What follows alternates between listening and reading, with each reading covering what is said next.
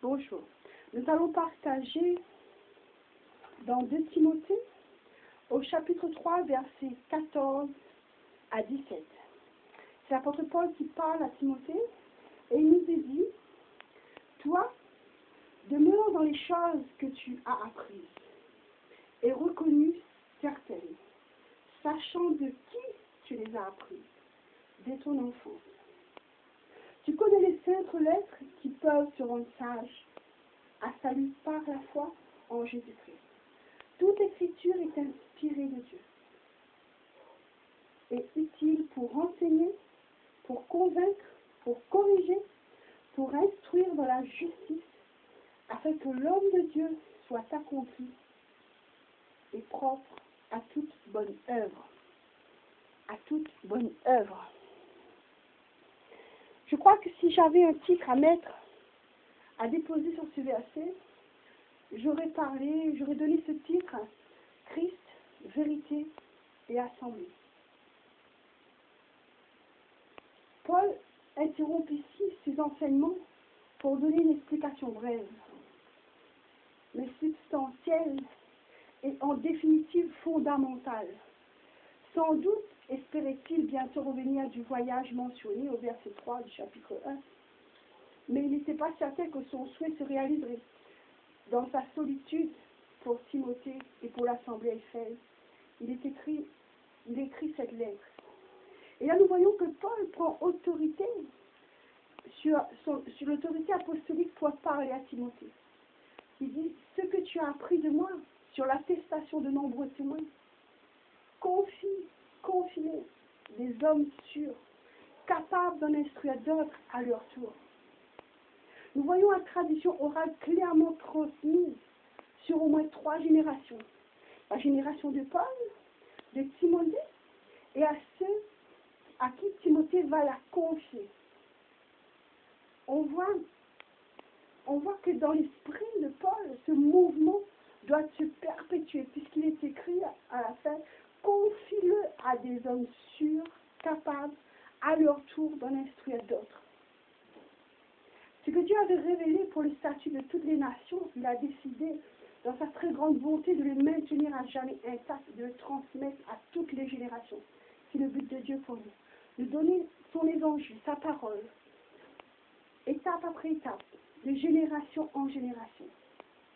C'est ce que Dieu veut pour chacun de nous. Et l'apôtre Paul va dire à Timothée, confie-le à des hommes sûrs, capables à leur tour d'en instruire à d'autres. Aussi le Christ Seigneur, en qui toute la révélation de Dieu suprême reçoit son achèvement. On peut voir ça dans Corinthiens. Et ayant accompli lui-même et proclamé de sa bouche l'évangile promis auparavant par les prophètes, même proclamé de sa bouche l'évangile. Et c'est là, il ordonna à ses apôtres de les prêcher à tous. On peut voir ça dans Matthieu. Comme une source de la vérité solitaire.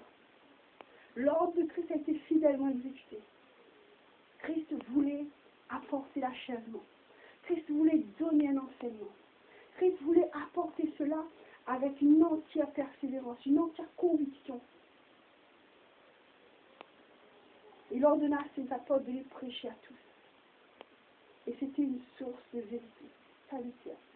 Les apôtres qui, dans leur prédication orale, leur exemple de ce qu'ils ont établi, ont transmis soit ce qu'ils avaient reçu de la bouche de Christ, c'est Christ lui-même qui leur a apporté l'évangile, de leur relation intime avec lui, de ses œuvres, soit ce qu'ils avaient appris, de la suggestion du Saint-Esprit, dont le Saint-Esprit lui-même est venu leur apporter, et cette œuvre a été fidèlement exécutée par les apôtres. Ces hommes apostoliques qui, sous l'inspiration même du Saint-Esprit, ont consigné par écrit le message du salut. C'est une chose extraordinaire que Dieu veut nous faire couvrir à travers sa parole. Parce que la parole est la vérité de Christ, la vérité de Dieu transmise de génération en génération. Dans le verset 14 à 16, placé au centre de cette épître, contiennent 3 pensées dominantes. Il y a la responsabilité concernant notre conduite.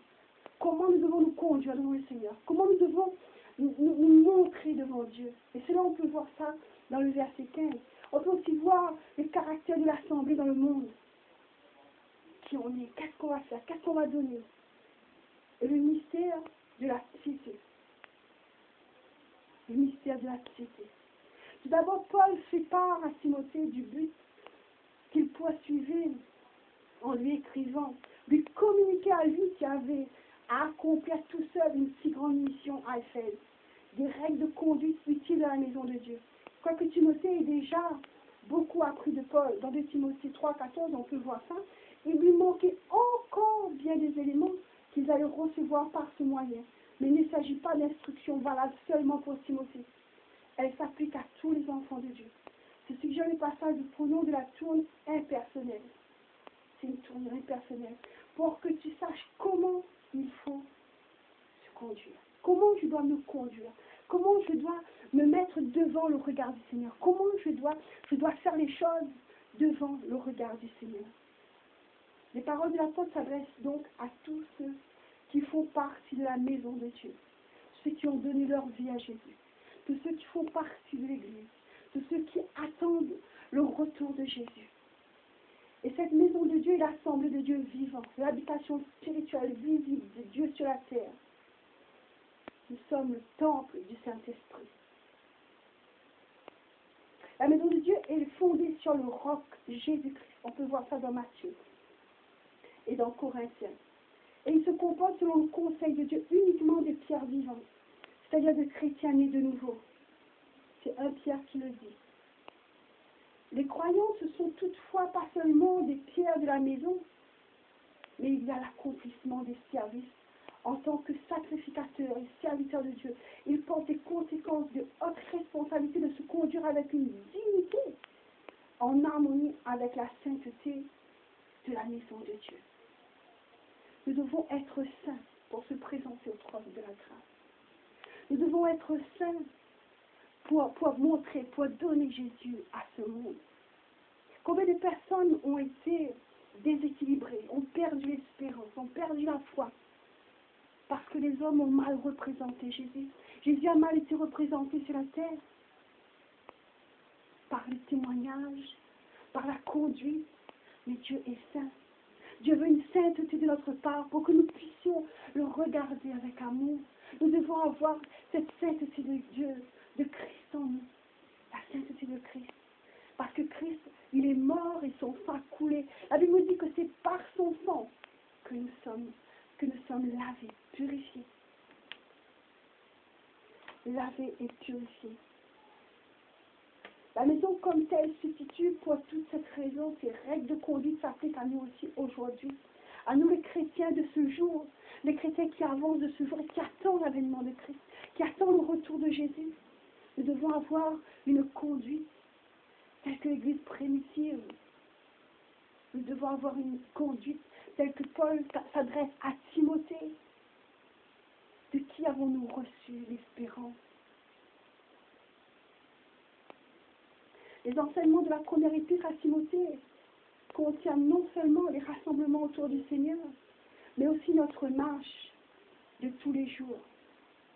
Car comme chrétiens, nous sommes constamment dans la maison de Dieu face à l'inétie du paganisme. Et cela même aux défaillances du judaïsme. Le Dieu vivant désignait son assemblée pour être sur la terre. Nous sommes la colonne et le soutien de la vérité. Christ lui-même est la vérité.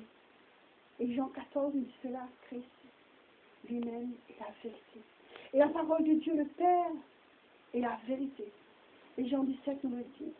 Après son œuvre rédemptrice, le Seigneur Jésus est remonté, de sorte que sur la terre, la vérité doit maintenant être mise en évidence par son assemblée, par nous, par l'Église de Christ, par ceux qui ont accepté de vivre pieusement, humblement devant le Seigneur, de donner sa vie à Jésus, de se consacrer totalement, de laisser gagner toute sa vie pour Christ.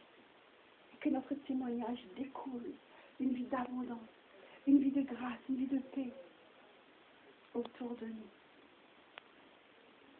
Elle est la colonne sur laquelle est inscrite la vérité aux yeux du monde entier. La vérité aux yeux de tous qui nous regardent. La vérité aux yeux de tous nous regardent pour modèle. On doit être un modèle, des exemples. On doit être ceux-là dans la maison de Dieu. Parce que nous faisons partie du corps du Christ. Christ est la tête, nous sommes le corps du Christ. Elle est également le soutien, le sûr fondement sur lequel doit reposer la vérité de Dieu. La parole de Dieu. Cette vérité de Dieu ne se trouve nulle part ailleurs que dans le message que Christ nous emmène.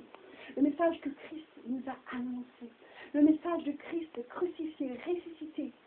Le message de Christ à la droite du Père, intercédant pour nous auprès du Père.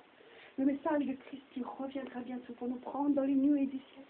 Le message de Christ qui nous transformera de gloire en gloire par le Seigneur l'Esprit.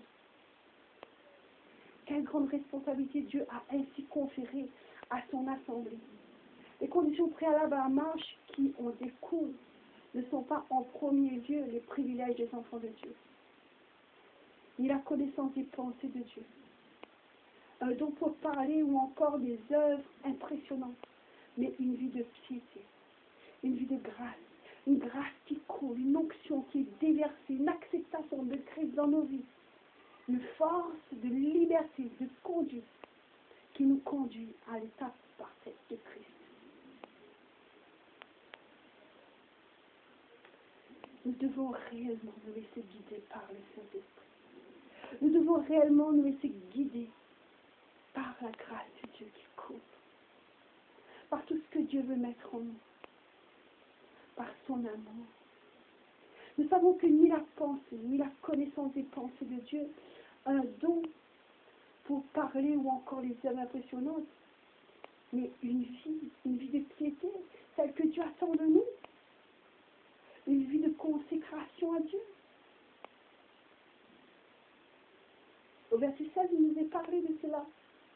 Sans doute le mystère de la piété est-il aux hommes de ce monde, mais pour les enfants de Dieu, les grands, ce mystère est extraordinaire, c'est un mystère qui nous révèle l'amour, la grandeur, la puissance, l'autorité de Christ, qui nous révèle comment Christ, il s'est déployé, il s'est dévêtu, il a tout donné, il a tout apporté à la croix.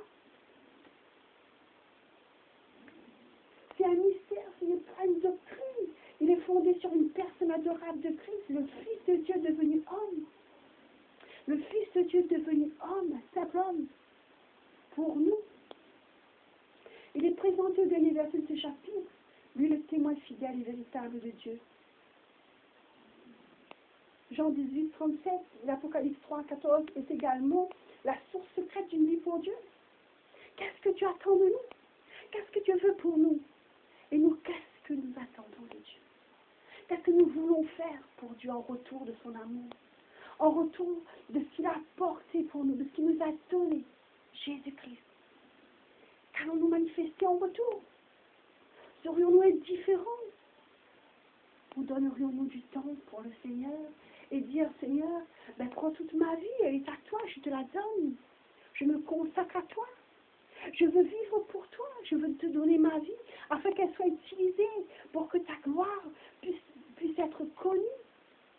Pour que ta vie soit connue dans ce monde. Et ces déclarations qui suivent concernant la personne du Fils de Dieu, je dirais, Dieu a été manifesté en chair pour être le médiateur entre Dieu et les hommes. Le Fils de Dieu a dû devenir homme. Personne d'homme pouvait être manifesté en chair, car nous sommes chair par nature. Mais lui s'est anéanti lui-même, prenant la forme d'esclave, étant fait à la ressemblance des hommes. Un homme certes, mais en qui toute la plénitude s'est défiée, c'est plus à habiter.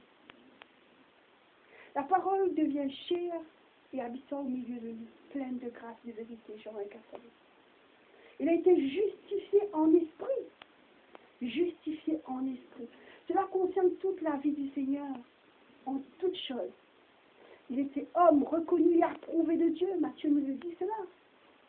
Aussi bien que ses actes, dans Luc aussi on pouvait voir ça, que tout son œuvre expiatoire dans l'hébreu et de sa résurrection, Romains 1, 4, a été vu des anges. Lui, le Dieu invisible, lors de sa manifestation en chair. Quel moment pour ces créatures célestes de louer le Créateur couché dans la crèche de Bethléem, la naissance de Jésus. Dans Luc, on peut le voir. Les anges ont été les témoins de sa glorification à la droite de Dieu. Témoins dans la crèche de Bethléem, témoins de ses souffrances, le témoin de sa résurrection, témoin de ce qu'il est pu ressusciter, il a pu arriver jusqu'au trône de Dieu. Il n'est pas resté sur la terre des hommes. Il n'a pas été créé pour rester sur la terre des hommes, mais pour mourir pour les hommes, pour glorifier Dieu le Père et donner libre accès entre Dieu et les hommes. Alléluia. Il a été prêché parmi les nations. Le contraste est souligné dans l'époque de la loi et la période actuelle de la grâce. Il y a une marge. Il y a eu la loi, il y a eu la grâce. Autant marqué, Christ est venu. Il est venu emmener la grâce. Il est venu emmener cet amour de grâce. Ce fleuve d'amour qui doit couler, déverser dans la vie de chacun d'entre nous. Quel merveilleux Seigneur. Il a été prêché parmi les nations. Le contraste est souligné à l'époque de la loi même. Et comme je vous ai dit tout à l'heure, à l'époque actuelle de la grâce. Mais Christ est maintenant péché tous les hommes et ainsi le témoignage de Dieu porté dans le monde entier. Il l'a prêché. Il a prêché à tous les hommes. Il a laissé un témoignage de Dieu. Il a porté cela dans le monde entier. Paul transmet cela à Timothée. Paul déclare cela à Timothée. Fais-le, Timothée. Fais-le pour toi et pour ceux qui vont recevoir pour encore donner. Pour vous qui recevez aujourd'hui, pour encore donner. Pour moi qui reçois aujourd'hui, pour encore donner. C'est la grâce de Dieu. La grâce de Dieu manifestée. Il a été cru dans le monde. C'est la conséquence de la déclaration précédente. Elle est complète pour résumer les résultats éternels du témoignage divin. Elle est complète, elle est parfaite. Il n'y a plus rien à rajouter. Christ nous a fait atteindre la perfection en Christ. C'est seulement par la foi que les hommes, que ceux pour lesquels il est venu dans ce monde, peuvent le connaître et être sauvés pour l'éternité. Par la foi, par le moyen de la foi.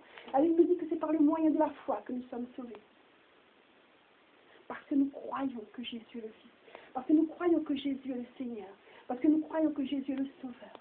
Parce que nous le croyons. Par la foi, nous accédons directement au trône de la grâce. Car Christ a été élevé dans la gloire. Cette dernière mention évoque l'ascension du Seigneur. Et qui, dans la nuée de gloire de Dieu, est retourné comme l'homme là-bas. En tant que Dieu, il a son habitation éternelle. Ce fut la réponse du Père à l'œuvre accomplie par son Fils. Et ça, on peut le voir dans Jean 17. Quelle grâce merveilleuse.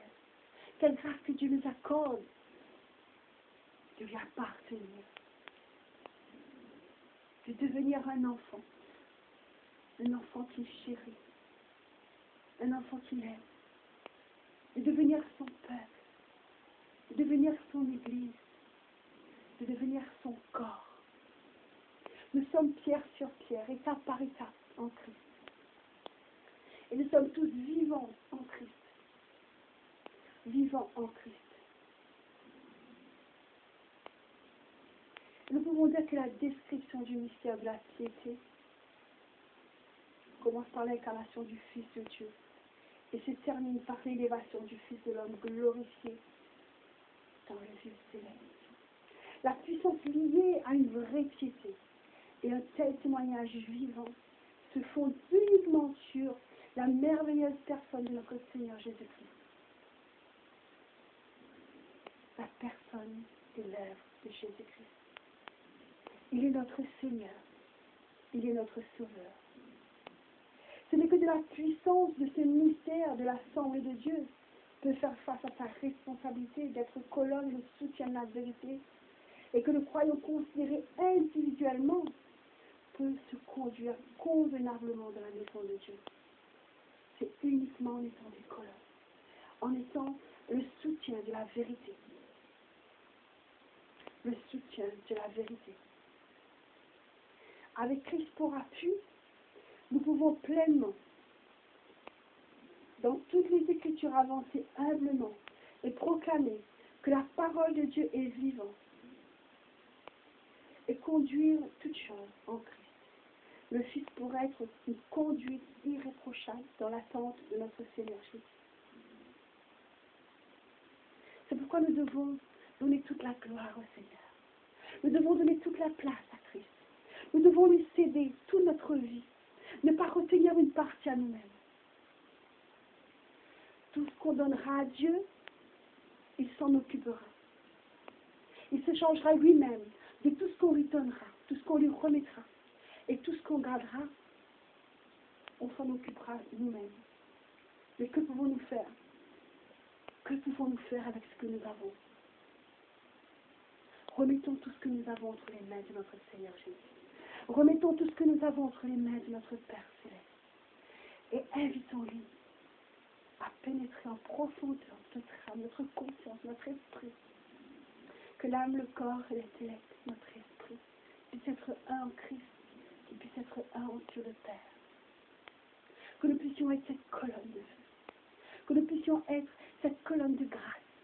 Que nous puissions être cette colonne d'amour qui transporte la vérité de Christ. Qui transporte la vérité. Comme Paul transmettait à Timothée. Laissons-nous gagner pour transmettre ce que Dieu veut donner à ce monde. Laissons-nous gagner parce que Dieu veut nous transmettre, nous communiquer pour être témoins. Pour être témoins dans ce monde. Que Dieu et sa grâce continuent à couler dans votre vie. Car vous avez tout pleinement en Jésus-Christ. Je dis continue parce que vous êtes bénis. Vous êtes déjà bénis. On est déjà bénis en Christ. Dieu a tout accompli à la croix en Christ. Christ a dit, Père, tout est accompli. Et si nous avons tout pleinement en Christ, nous pouvons tout donner. Et nous pouvons tout apporter autour de nous. Glorifions le Seigneur de ce qui nous a donné son amour. Glorifions le Seigneur de ce qui nous a donné sa paix.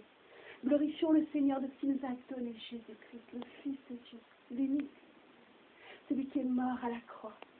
Celui qui a donné sa vie pour nous. Mais il n'est pas resté à la croix. Jésus n'est pas resté à la croix. Il est certainement descendu au tombeau, mais il est aussi monté au ciel à la gloire de Dieu. Il est à la droite de Père. La Bible nous dit que Christ est à la droite du Père. Et il intercède pour nous. Il est comme notre avocat. Il est notre frère, notre ami, notre consolateur. Recevons-le maintenant. Acceptons-le maintenant. Recevons sa parole. Sa parole qui est donnée avec autorité. Recevons-la pleinement. Christ nous ressuscitera. Christ nous ressuscitera. Il nous conduira dans la gloire éternelle.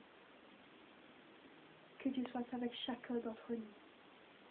Amen.